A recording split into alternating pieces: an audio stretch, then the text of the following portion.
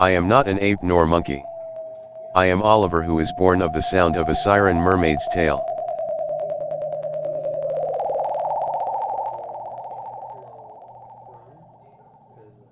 Okay, here we are at Shiloh Ridge, right? We bought the syringe because we're gonna basically take some of the stem cell DNA from the sun, right? Uncle Ernie parted it all out here, and inject that into this pole right at Shiloh Ridge, and it's going to be a type of time traveling device. Okay, here we go.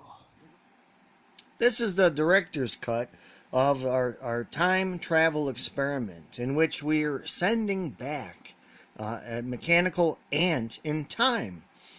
Here at Myers, we're showing the associations of the mechanics of this ant, where we picked it up from the display, and on Google we can actually see Johnsburg's very own transfer of image. Okay, right here, not far from the junior high and library.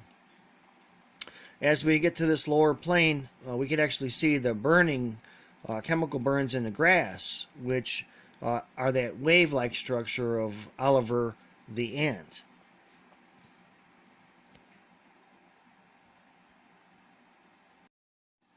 Okay, what this picture represents is also a transfer of image based on time, or the leaf, right, demonstrates the initial particle. You know, like the example, the ants brought it up to that point, and the shadow was the transfer of image. Here at the library, we've learned that pre-algebra, right, and calculus is all part of this function. Now, right now we're seeing the preservation image, right, in amber, of what Oliver the ant has brought back for us, right, in which we see the stations there that Jesus faces us. Here's the supplanting in the garden. Look at all these words, right? You caught a few. That's all based on the supplant of the antenna, how it's made in terms of geometry, the hemisphere and wedge. So a whole dialogue is available for the bot, right, to author its own type of script. Okay, here we're dissecting the DNA that came from the amber that the ant brought back, right? And it appears as the face of Christ.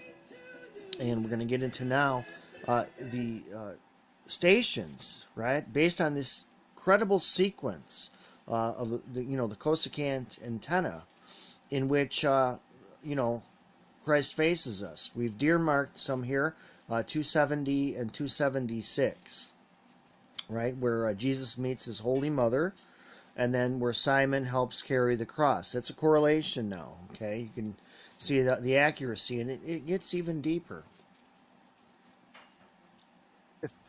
This Oliver Ernest kind of thing. It's an interesting notion. Take a look from Google up above, right? And that's where we're receiving our stem cell particles. Alrighty, and a correlation again with that steam from the sun in the yolk of an egg, right? So we see that all there. It's all part of our daily life. Now here's the second sequence. Notice how 894 yields the word hid, and 570 ego. All right, those correlate to the stations of the cross and what the church is teaching.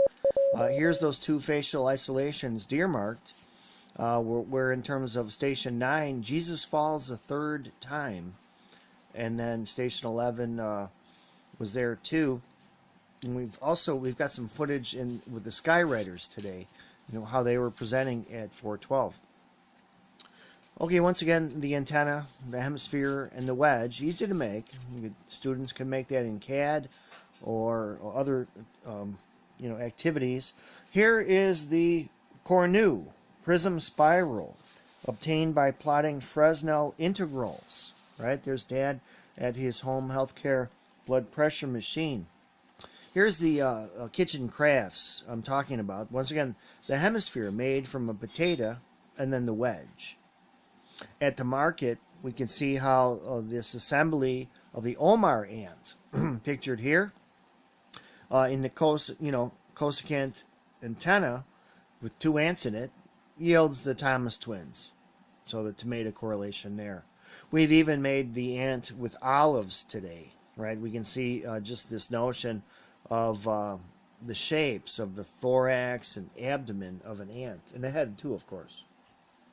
This is the wave, right? The sound yielded in relationship to that visual wave Oliver particle. That's the cornu, right? And here's the cornu. This is basically the transferred image onto the cloth, also known as clothoid. Notice the thou.